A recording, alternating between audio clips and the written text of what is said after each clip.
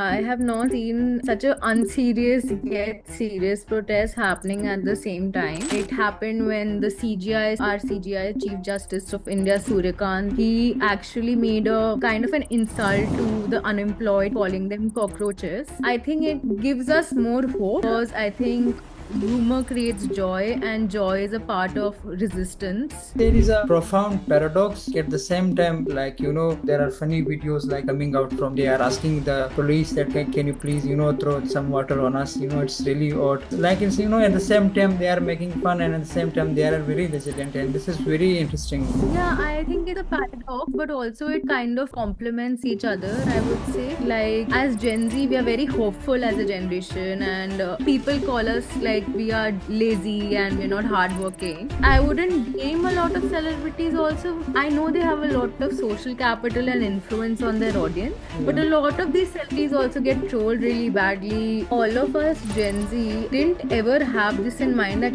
age is ever a barrier for making change. I hope that both of us become policymakers and politicians should we can change.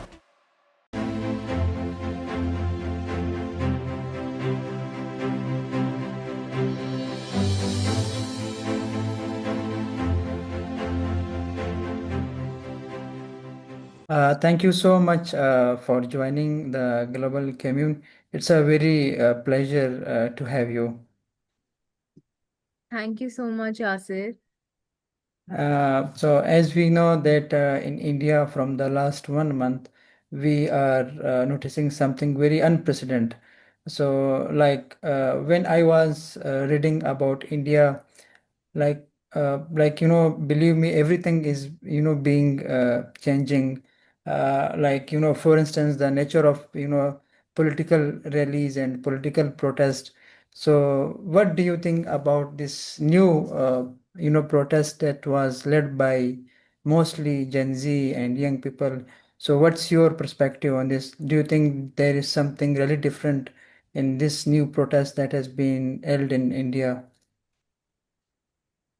I think the memes that were coming out from the protest and the kind of humor that was coming out of the protest was very unprecedented. I have not seen such a unserious yet serious protest happening at the same time.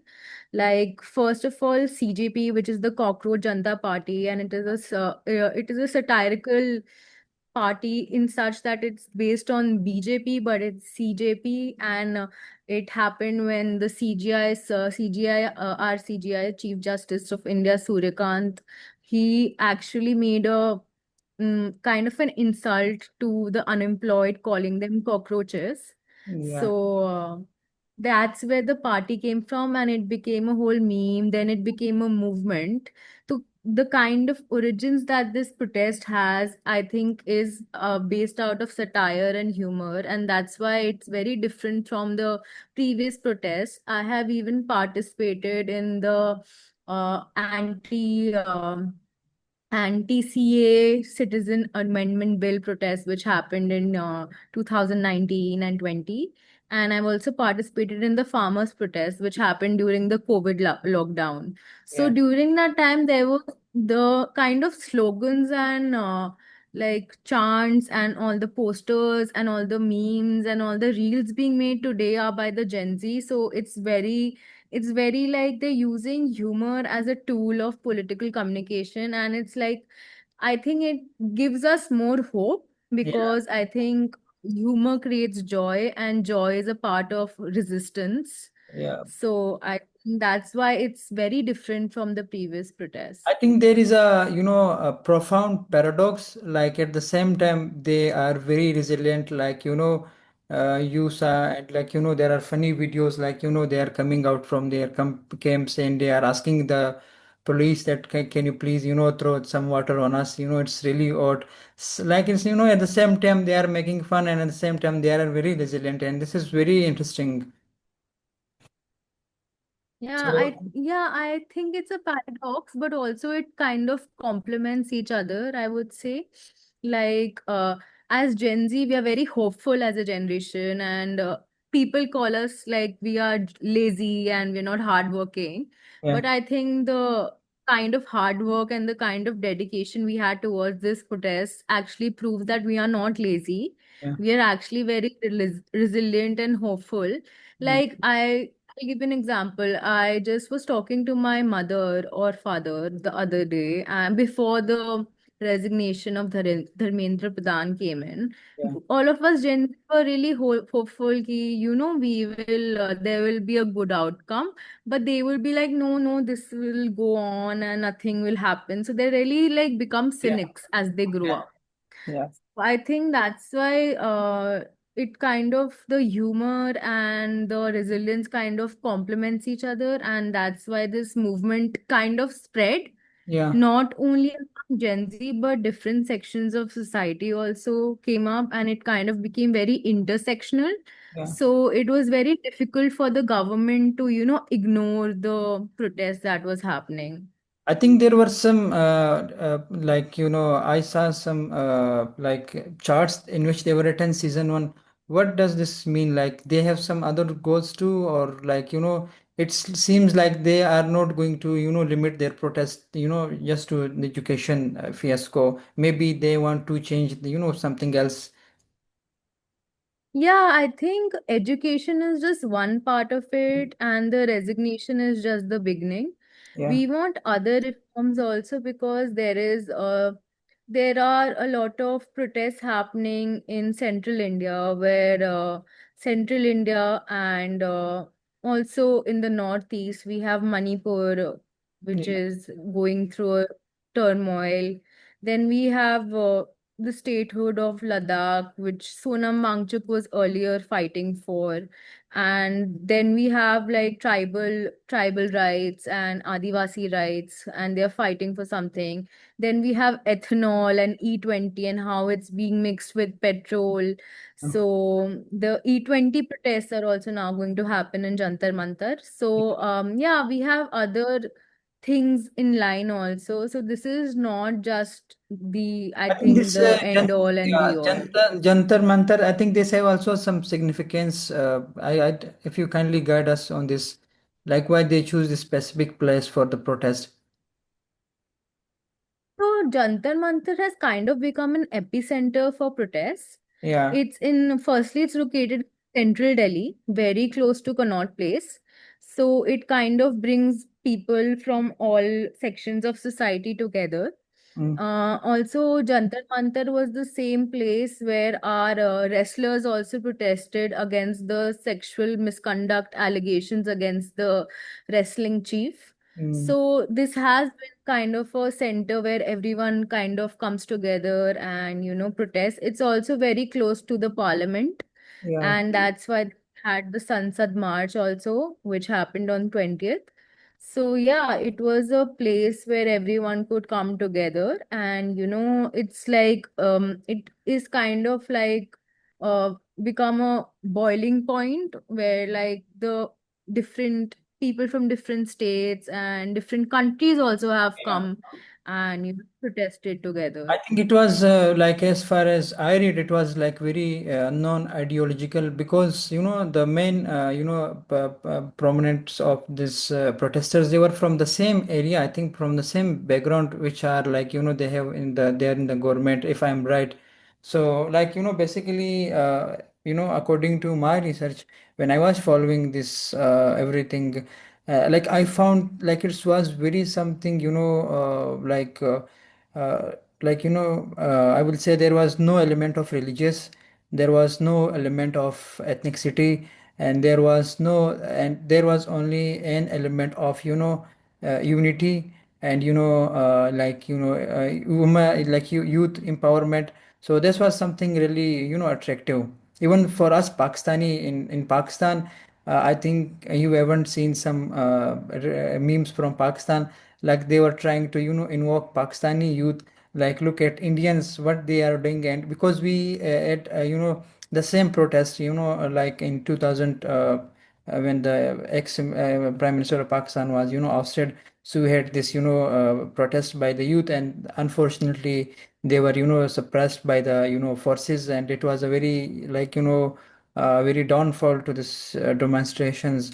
So there was even memes regarding Pakistanis, like, how can we, like, what we can learn from Indians, like in the same times they are, promoting their own, political views through, pop culture memes, and at the same time they are doing something really, like, creating pressure for the government. So I think one question I wanted to really know, there was something, happening regarding this, celebrities. Do you think Indian celebrities, they were really supportive in this all, protest, or they were, what do you say about this? So there are a lot of celebrities that came in support and actually came to the protests also, like Swara Bhaskar, Shabana Azmi, then Nasuruddin Shah gave an interview also, and a lot of celebrities actually came, Ratna Pathak Shah and even Sonakshi Sinha. But a lot of, I would say, the mainstream Yeah, celebrities. the mainstream. I'm basically talking about them. Even Yeah, though we are celebrating them in Pakistan, so like especially in yeah, the Three Idiots movie, so villains they supported all yeah. protests, but the heroes, they didn't. So what's Yeah, your so I think a yeah, lot of celebrities, after Modi ji came out with a statement on Twitter, yeah, they felt that now it is okay to talk about the protests. yeah, But then also they did not give a very, I would say they were very neutral. Like they were not against the government, they were not against the students. They yeah, gave a very kind of, like you say, like they said a lot but said nothing kind of situation was there when they were putting out the tweets and putting out Instagram based yeah, stories and all. yeah, So I would say it was saying a lot but saying nothing and then retracting their statements, and a lot of celebrities didn't even come out and say anything, like Shah Rukh Khan.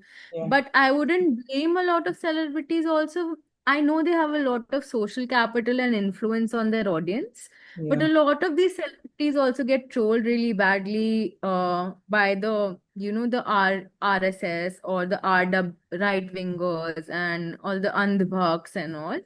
And also they have a lot of consequences that they have to face. Like me and my friend were just discussing how, Shah Rukh Khan's son was detained for this drug case which happened.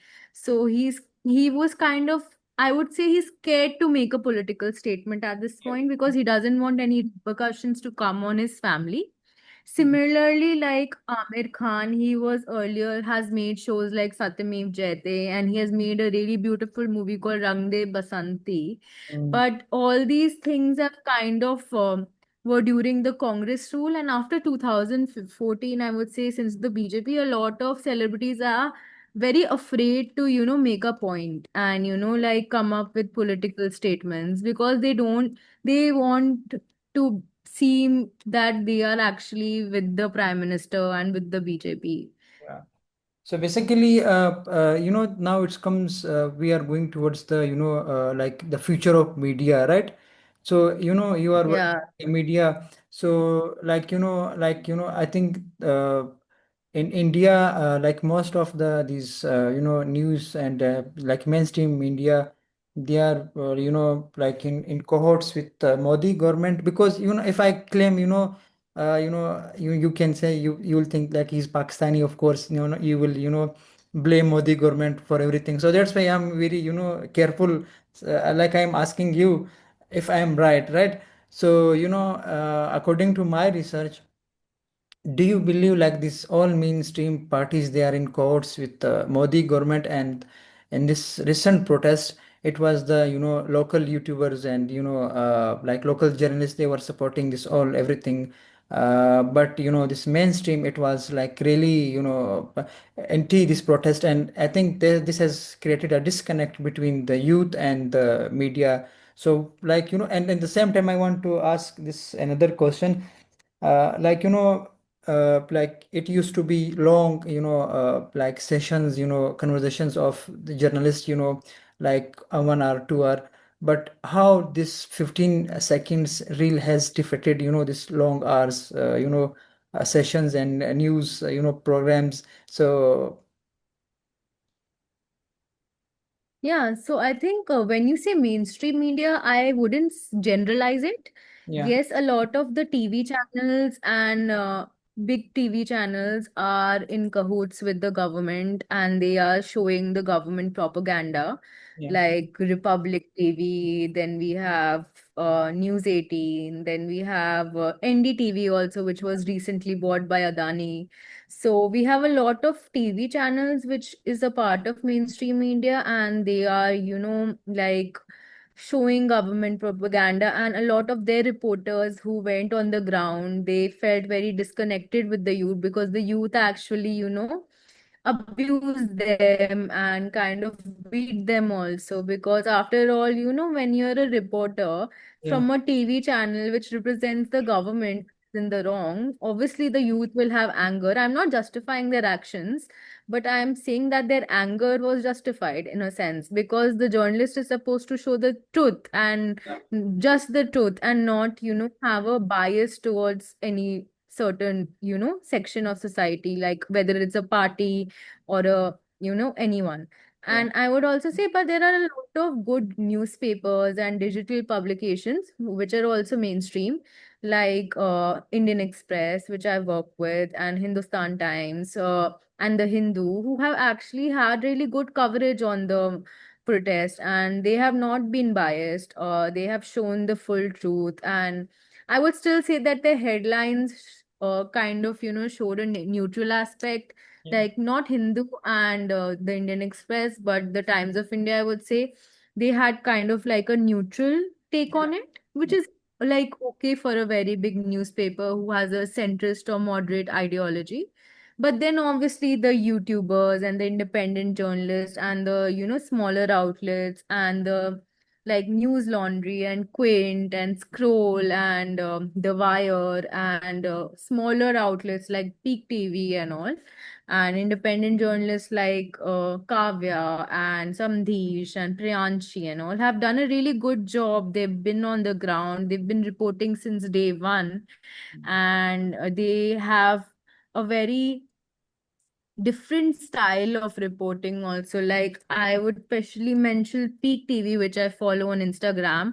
It's basically an Instagram news channel and a yeah. YouTube news channel, Digital media. which yeah, uses social media for like short form content, not the long Yeah, form 3 hour debates, just the 5 minute content you can consume in a faster manner.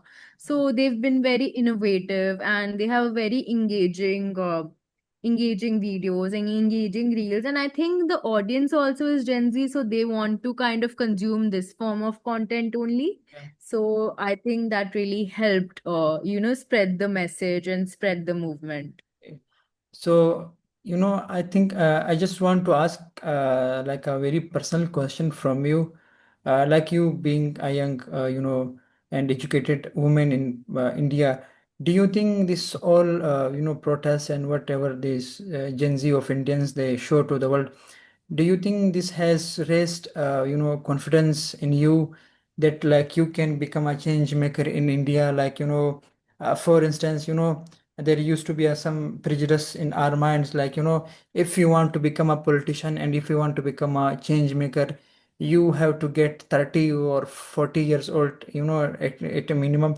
Then you can do, can bring some changes. So, like, I just want to know your personal feelings. What do you feel like? Do you feel empowered? Do you feel something to be a change maker? So I think all of us Gen Z didn't ever have this in mind that age is ever a barrier for making change. Yeah, While I alone might not be able to become like the change I want to see, a lot of people together as a movement and as a group can become like bring the change together. So yeah, yes, obviously we are more powered and liberated today to actually go forward and build such movements and fight for the good causes. yeah. So yeah, there is this movement also shows the Abhijit Deepke. He's also Yeah. very young. I think you Even guys pro graduated from the same university. I was searching yes, about, yes, yeah, Boston yeah, both of you. University, But Boston. he's in public Yeah. relations, you in journalism. I was in journalism. Yes, yes. And so all the spokesperson also of his party are very young, and one of them is also a journalist. Yeah, So, like obviously we are now much more confident that, we can also strive to do better for our own country or for the world together. So there is that factor. yeah. And I don't think age was ever a barrier for change making, to be very honest, or Yeah, like gender. yeah, it is. Yeah, of course, gender is also, but it is used to be in our society. Like you have the same history, right? So, our identity like was same. We we were in subcontinent, right? So, like in Pakistan specifically, the student politics was banned, in 1970s, just to because of some, Okay. internal issues, and I was thinking about this, and I was talking about this with my friends. Yesterday I was telling them, if the youth of Indian, they have, rewired and they have changed, like, like how political rallies should be, conducted. So why not to rewrite Pakistan and India relations? I was thinking about this because whatever is happened, right? If there is a Kashmir issue, water issue, anything, so it is not because of you and me, it's because of our, elders. So do you have, Party. yeah, of course. Do you think if we, the new generation of like I from Pakistan and you from India, do you think is there any possibility if we, like, start thinking towards, peace and, like, whatever we have, like we are, Pakistan and India, both of them, if they start working together, especially, they start trade, and there will be too much, like, we will also get too much from India, and India will get too much from Pakistan, like, this like India will get connection with the Central Asian countries, and we will get, business opportunities in India. So what do you think, is this possible in like, I will tell you something, I will add, in the literature of Pakistan, right? We are being told, I'm not saying it's wrong or it's right. I'm not advocating, neither I'm rejecting. I'm just saying what is available in literature. We are being said this, that BJP is one of the most, like stumbling block between Pakistan and India to have a good relations, right? So if there is no BJP, then there would Mhm. be, like peaceful relations between Pakistan and India. So, what do you think Mhm. about this? That, the generations of these both countries, can we, rewrite the history? I mean, the partition did happen under the Congress, so Yeah. I wouldn't blame a certain political party for a certain issue because the Kashmir issue has been there for decades now, Yeah. and it's not just under the BJP. And obviously, our relations have kind of faltered under the BJP because the BJP's ideology is Hindutva and, uh, building a Hindu majority in our nation. So that kind of ideology is very dangerous because we have always been a very secular nation where we have different religions Mm. and we respect every religion. And they have kind of created this polarization because of their ideology between Hindus and Muslims. So obviously, yes, I would say that our relations have faltered under the BJP a lot. But I think as we are growing up, there are still many Gen Zs who are very blindly following the ideology of BJP and have kind of gotten radicalized in No. one sense. So I would say if you and me, as educated individuals who can see beyond propaganda and can see, and are media literate also, that what we are consuming is true, we see that in our face, then we two individuals, if we become change makers, then maybe we can, bring this kind of like we can reduce the animosity between our two countries and build better relations. But as of now, I think it is a little difficult with the current regime. And also, I think our forefathers and all, the kind of Yeah. mistakes they made uh, are just getting repeated right now. Like whether it's like And a lot of terrorists also benefit from this, Yeah, of course. and it's not only the political parties that are Yeah, doing it, like yeah. from both sides, I would say, Both sides. like whether, yeah. Yeah, So they benefit from this, they benefit from creating chaos, whether it was 26/11 attacks in Mumbai, which happened in India, uh, or whether there were illegal airstrikes that went into your side of the border. So I there think are everything, like, yeah, everything is happened. Most of them, I will say they are politically. It was not like, I think we don't have any structural issue, right? Then why we are fighting for? Like we are fighting for something.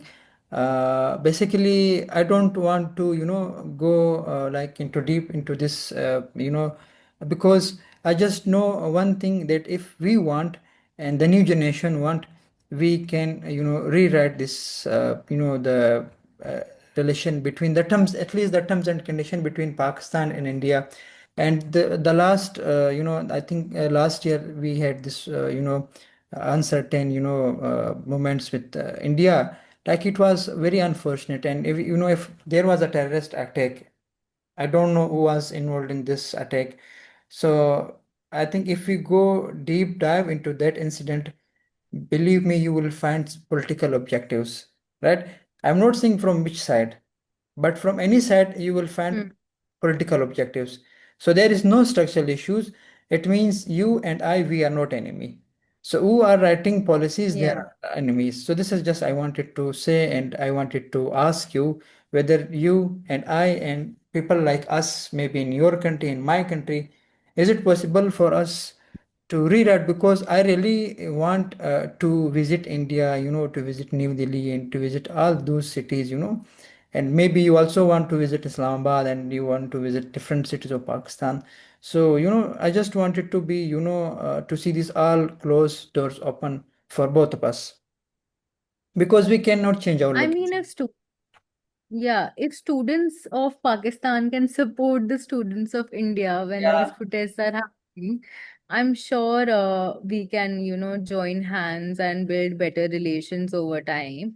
yeah, But then we need more people like us who think like us, who will act like us to, come forward and build this kind of relationship with each other. So obviously there is hope. I'm not saying there's no hope, but I would also say a lot of people who are my age and who are educated, well educated, they don't understand that we are just countries, yeah, and we are just nations, and we are just citizens. yeah, So we think that our political party is the like the god, yeah, like a lot of people worship Modi ji. yeah, yeah. So we think he's the like the Almighty, and they worship him like anything, like blinded. So obviously, if and even my generation does that. So I think that if there are more people like you and me, then definitely there is hope. I hope that both of us become policymakers and politicians so that we can change